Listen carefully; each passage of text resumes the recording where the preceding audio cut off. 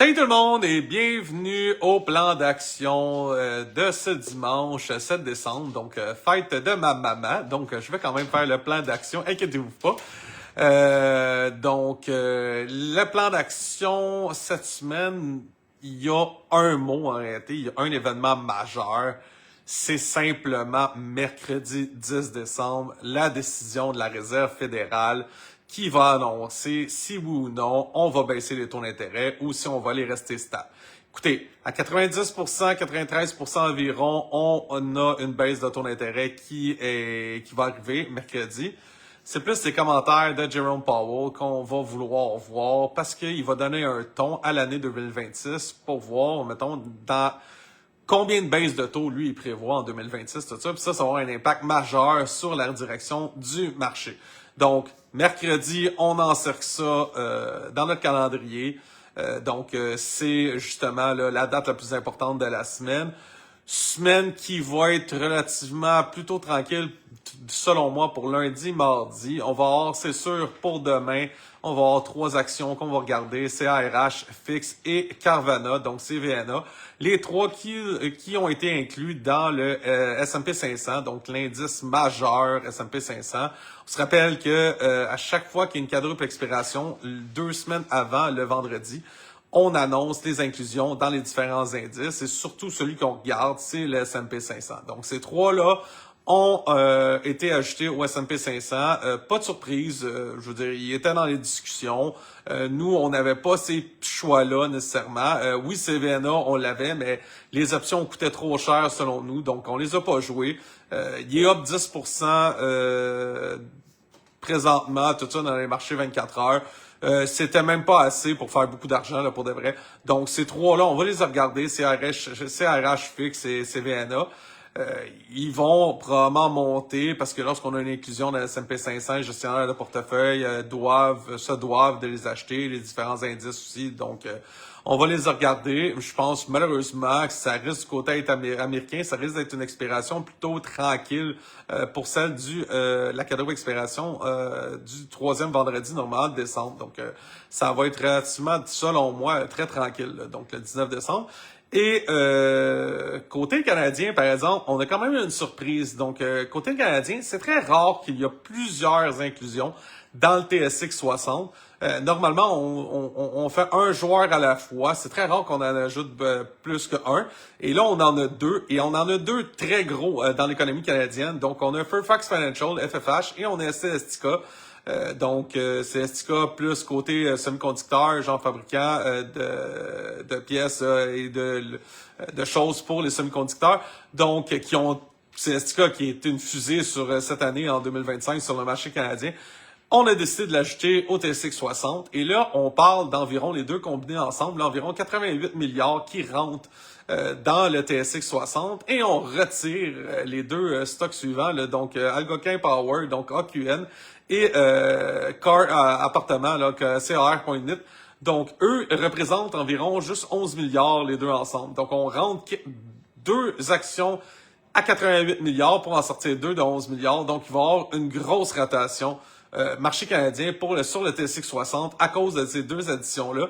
C'est très rare que je me souviens pas, à part le dernier là, que je me souviens là, que j'avais vécu, c'est Alimentation Couche-Tard, qui était rentré avec une capitalisation boursière de 20 quelques milliards, si je me trompe pas, et on avait retiré BlackBerry, je pense, à 5 milliards de market cap qui était. Donc, c'est la dernière grosse que je me souviens, me semble que c'est celle-là. Je pourrais me tromper, là. Mais ces Couche-Tard dans le TSX 60, et ça avait extrêmement bougé. Et là, on en rentre pas un, mais 2 gros. Donc, Fairfax Financial, ça vaut quand même 55 milliards. C'est quand même très gros. Là. Pour ceux qui connaissent pas Fairfax Financial, c'est le CEO, c'est Prem Watsa, donc le Warren Buffett canadien. C'est une énorme compagnie là, qui rentre dans le TSX 60. Il était peut-être temps, là, pour de vrai. Je me demandais toujours pourquoi Fairfax rentrait pas. Mais là, on a pris la décision de le rentrer. Et c'est quand même un stock qui est très illiquide, donc pas beaucoup de volume non plus. C'est un stock qui se transige quand même à 2300 quelques dollars. Donc, c'est pas tout le monde qui peut jouer non plus, à moins de jouer des odd lots, donc des petits lots. Mais justement, ça va quand même bouger, ça va quand même faire bouger le TSX 60. Là, j'ai hâte de voir demain Fairfax et Celestica comment ils vont réagir suite à cette nouvelle-là. Donc ça, c'est pour les nouvelles des inclusions de vendredi passé, de ce vendredi-ci, là, qui a quand même, il n'y en a pas surpris côté américain. Là. Côté américain, on n'était pas surpris. Là, c'est 3 choix qui sont logiques. Côté canadien, il y a quand même, c'est pas une surprise là, pour Fairfax et Celestica. On savait que c'était une question de temps avant qu'ils rentrent dans le TSX 60. Mais justement, on va quand même garder là un œil parce que ça risque d'être très volatile côté du TSX 60. Pour le reste de la semaine, comment on joue ça jusqu'à mercredi? On va regarder les small caps. On a eu SMX et TGL qui, vendredi, ont extrêmement bien bougé. Le SMX a quand même bougé à partir de mercredi, là, mais qui ont quand même beaucoup bougé. Et on a d'autres qu'on appelle des low floaters, donc des actions à faible capitalisation et pas beaucoup de flow disponible, là, donc d'actions en circulation disponibles. Il va en avoir beaucoup des pump and dump pour finir l'année dans ces stocks-là. Donc, on va vouloir finir l'année du bon côté avec ces petits stocks-là. Donc, on a une liste qu'on va vous donner demain pour les membres de l'Académie Trading Action qui, c'est sensiblement à 10-15 stocks, là, qui pourraient soigner pas mal pour les prochains jours. Mais comme je vous dis, pour les autres gros stocks, si on regarde les futurs, c'est quand même relativement très flat. Là, c'est à peine up. Donc, on va regarder côté Nvidia, côté Palantir, les stocks d'intelligence artificielle, est-ce qu'ils vont continuer à monter ou sinon, on va rester stable. T'sais, on se rappelle que Nvidia est quand même un all-time high beaucoup plus haut, Palantir aussi. Donc, on va regarder si ces stocks-là, avec Microsoft compris, qui ont eu des mauvaises semaines dernièrement, c'est ce qu'ils vont vouloir aller faire un nouveau haut ou non, ils vont rester stables. C'est sûr qu'aussi, on va regarder notre fameux Netflix suite à l'acquisition de Warner Bros. Est-ce que Netflix va finalement remonter ou va continuer à baisser? J'avais toujours dit, lorsqu'un acquéreur fait une grosse acquisition, normalement, son stock se fait quand même malmener, à moins que cette acquisition-là soit ce qu'on appelle accretive, donc qui ajoute tout de suite aux résultats financiers. Et Netflix, ça semble pas être le cas. C'est quand même une grosse acquisition. On parle de 75 milliards environ, là, même jusqu'à 82 milliards là, si on ajoute certaines choses. C'est quand même très gros. C'est un risque parce que, tu sais, Warner Bros., oui, c'est gros. Oui, ça a Harry Potter. Donc, est-ce que Netflix pourrait revivre d'une certaine façon, s'entendre avec J.K. Rowling pour faire des séries Harry Potter, mettre ça sur Netflix, devenir le gros hit? Je veux dire, rien de certain par rapport à ça. Donc, c'est quand même un coup risqué de la part de Netflix. Et en plus, côté gouvernemental, on a quand même des craintes là, que ça devienne un trop gros joueur côté télévisuel, tout ça. Donc, on n'est pas sûr. Si jamais on pense que le deal passera pas, c'est sûr et certain qu'il risque d'avoir un beau rebond sur Netflix. Parce que là, on a une prime de risque, donc on n'est pas certain que ça va être une bonne transaction. Donc, on massacre un peu, si vous voulez, Netflix. Mais si jamais la transaction tombe à l'eau, ben, tu sais, il risque d'avoir un bon rebond sur Netflix. Donc ça va être à regarder aussi pour la prochaine semaine. Et on va regarder aussi, il y a eu plusieurs rumeurs qui ont sorti ce soir concernant une possible intervention militaire des États-Unis au Venezuela. Donc, c'est des sources qui ont circulé cette information-là. C'est pas encore prouvé, mais je veux dire, il n'y a pas de fumée sans feu. On va toujours regarder quand même ces rumeurs-là. Donc, si jamais ça l'arrive, donc premier missile qui tombe sur le Venezuela, c'est sûr et certain qu'on va se diriger vers le pétrole et l'or. Donc, deux valeurs qui risquent de bouger extrêmement gros à cause qu'il y a peut-être une déclaration de guerre. Donc, c'est sûr que le pétrole risque de fortement bouger à la hausse à cause de ça. Et on a aussi l'or, donc pendant les temps de guerre, l'or a toujours tendance à réagir à la hausse, donc l'incertitude, valeur refuge, on se met sur l'or. Donc, on va regarder ça. On va regarder aussi cette semaine les bitcoins parce que aujourd'hui, il y a encore une liquidation. Donc, les bitcoins sont passés à environ vers 87 500 et on a remonté tout de suite. Mais il y a quand même une liquidation pendant une demi-heure environ. On a liquidé encore quelques millions de dollars pendant ce laps de temps-là. Et on va voir justement, c'est est-ce que le Bitcoin, même suite aux commentaires de plusieurs personnes qui disent que c'est le rebond et que ça va continuer à monter, est-ce qu'on va voir vraiment là s'il y a d'autres liquidations? Parce que c'est des mouvements quand même de grosse amplitude. On parle de plusieurs points de pourcentage qui se font environ en une demi-heure, une heure. C'est très rare. Je veux dire, côté, peu importe l'instrument financier, en une demi-heure, que ça bouge de 4% à baisse et ça remonte tout de suite de 4%, là, c'est pas habituel. Donc, on va regarder ça. Et les autres stocks, comme je dis, on va regarder toujours un peu ce qui bouge. Ce qui bouge, c'est l'intelligence artificielle. On a le président d'NVIDIA, de Palantir, qui parle beaucoup aux réseaux sociaux, aux médias, qui disent que c'est juste des craintes, que l'intelligence artificielle, c'est pas une bulle. Mais on a de l'autre côté Michael Burry et ses acolytes qui, parce que là, il commence à avoir des fans de Michael Burry.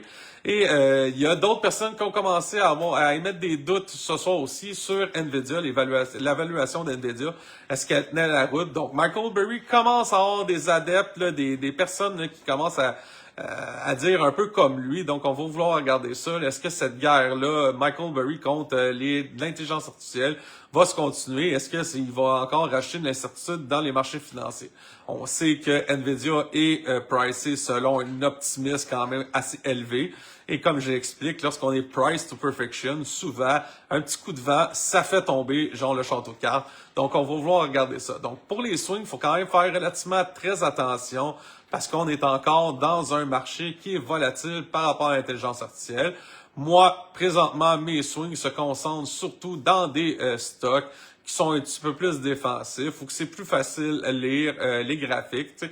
J'ai donné un exemple aujourd'hui sur la banque CIBC. Si on regarde la banque CIBC depuis quelques mois, elle fait extrêmement bien, mieux que la majorité des technologies. Et pourtant, c'est une banque canadienne que tout le monde connaît et personne pense qu'elle va faire de très grands rendements. Mais suite à sa baisse, il y a une couple de mois, elle a rallié de beaucoup. Donc, c'est quand même très bon de se diversifier et d'aller voir certains stocks et de commencer à être habitué là, à voir comment les stocks là, peuvent bouger lorsqu'il y a des rotations de secteur et comment ils bougent assez rapidement. Donc, c'est pas à cause que les technologies vont prendre 30 à 40% dans une année qu'il faut oublier les autres stocks qui, eux aussi, lorsqu'on prend des bons points d'entrée, peuvent nous rapporter de très, très bons rendements. Donc, moi, de mon côté, c'est ça que je vais faire. Je vais regarder tout ce qui est commodité, pétrole, or, suite aux rumeurs par rapport au Venezuela. Je vais regarder le marché en général. On se rapproche évidemment de la date du 10 décembre. C'est pas mal à partir de cette date-là, on devrait avoir le fameux Santa Claus Rally. Là. Donc, le rallye du Père Noël qui devrait là, être un petit peu plus certain à partir du 10 si jamais les nouvelles de la Réserve fédérale sont bonnes. Si jamais ils décident de garder les taux d'intérêt stables, oubliez ça, le marché risque de très mal réagir. S'ils baissent les taux d'intérêt, c'est déjà anticipé beaucoup. On va voir la réaction plus des commentaires, suite aux commentaires de Jerome Powell. Mais si jamais tout est bon, là, somme toute, là, on devrait avoir un petit rallye, là, justement, parce qu'il manque de liquidité et les compagnies sont en période de buyback, donc ils rajoutent leur action. Donc, ça devrait soutenir un peu les actions. Donc, c'est pas mal ça que je regarde, donc de ce côté. Et il y a aussi côté canadien, là, il faut jamais oublier le marché canadien, parce que, justement, il y a des actions qui bougent. Dollarama, cette semaine, a ses résultats financiers. Donc, Dollar General et Dollar Tree ont eu des très bons résultats financiers. Les magasins à rabais, comme je les appelle, ont très bien fait côté américain. Donc, est-ce que Dollarama va en avoir assez fait pour continuer à monter? Je sais pas. Dollarama est aussi un stock qui est price to perfection, donc qui est très, très bien. Je veux dire, qui est pricé quand même relativement très cher, mais on est très optimiste sur la tendance de la croissance de Dollarama. Donc, on va regarder Dollarama, ses résultats financiers aussi cette semaine. Sinon, comme je vous dis, on va y aller avec la tendance du marché, parce que ça risque d'être une semaine divisée en deux. Donc, lundi, mardi, mercredi, jusqu'à 2 heures, on risque d'avoir une semaine plutôt tranquille. Pas beaucoup de nouvelles. On attend vraiment la décision de la Réserve fédérale. Et à partir de mercredi, 2h30, donc à peu près en même temps que les commentaires de Jerome Powell, lorsqu'on va avoir une quasi-certitude de la tendance pour les prochains mois, 2026 aussi, on devrait bouger mercredi, jeudi, vendredi, un petit peu genre Suite aux commentaires, là, mettons, si les commentaires sont bons, on devrait réagir très positivement, et si les commentaires sont moins bons, on devrait réagir négativement à partir de mercredi. Donc, c'est pas mal ma semaine. Petite semaine qui s'annonce quand même tranquille, là, lundi, mardi. Donc, il y a des opportunités. Comme je vous dis, il y a toujours des opportunités à la bourse. Il faut juste être très rapide quand il n'y a pas beaucoup de volume, tout ça, pour trouver les opportunités parce que tout le monde se garoche un peu vers les mêmes actions. Donc, on a une petite liste là, qui est déjà faite pour les stocks, justement, pour le day trading, là, pour les petits stocks de low float et pour les swings, ben, tu sais, vous avez simplement à prendre notre liste qu'on vous amène à chaque jour sur les potentiels de swing et justement faire les devoirs et les analyser et de voir si ça convient à votre style et si ça convient surtout à votre portefeuille. Donc, est-ce qu'il apporte ces stocks-là de la diversification dans votre portefeuille? Est-ce qu'il y a une possibilité de faire des rendements quand même intéressants en quelques jours avec notre liste? Donc, c'est complètement inclus avec pour les membres de l'Académie. Et c'est super le fun, là. C'est une vraie petite liste, ça sauve beaucoup de temps et tout ça. Mais c'est sensiblement, pour de vrai, ça va être une semaine assez tranquille jusqu'à mercredi, je vous le dis. Il va y avoir des opportunités, c'est sûr. On a un scanner qui est prêt pour ça. Donc, on va suivre notre scanner lundi, mardi, et on va attendre la fameuse décision de la Réserve fédérale, qui est la décision des taux d'intérêt la plus attendue depuis quelques temps. Donc, on va vouloir vraiment voir s'il va y avoir une baisse de taux d'intérêt, et ce, même si l'inflation ne diminue pas. Donc, on reste stable, mais on n'est pas capable de passer, de faire baisser l'inflation plus que le fameux entre 2,7 et 3 qui est la fameuse zone grise pour les décisions pour les baisses de taux. Donc, normalement, on aimerait ça être en bas de ça. Je le répète depuis plusieurs fois, l'inflation du côté des services va être extrêmement difficile de faire baisser.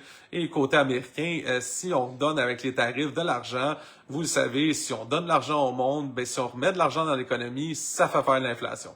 Donc ça, il va falloir justement gager ça pour pas justement faire partir notre inflation puis être obligé de recommencer à augmenter les taux d'intérêt. T'sais, Trump a annoncé tantôt que il va y avoir des personnes qui vont regarder si c'est possible de faire diminuer le prix du bœuf aux États-Unis et d'autres choses aussi.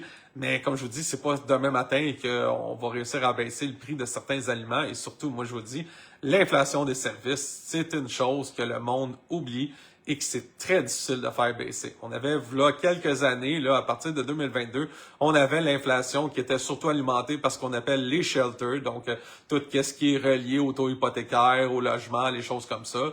C'était extrêmement difficile à faire baisser, mais on savait qu'à un moment donné, ça allait replier parce que ça pouvait pas continuer à croître de 10%, 15%, 30% par année. On savait qu'à un moment donné, il allait avoir un point de rupture et que ça allait baisser rapidement. Mais c'est pour ce qui est de l'inflation des services, malheureusement, ça ne semble pas baisser rapidement. Et ça, c'est un point qui est super important parce que ça a un impact que sur la vie de beaucoup d'Américains. Sinon, pas mal ça du côté du plan d'action. Comme je vous dis, on va continuer à regarder les opportunités, tout ça. On s'est ouvert un compte Twitter pour Trading en Action. Donc, je retweet plusieurs nouvelles et je mets plusieurs nouvelles aussi sur le Twitter. Donc, si vous voulez vous abonner, c'est simplement à commercial Trading en Action. Donc, c'est notre compte Twitter.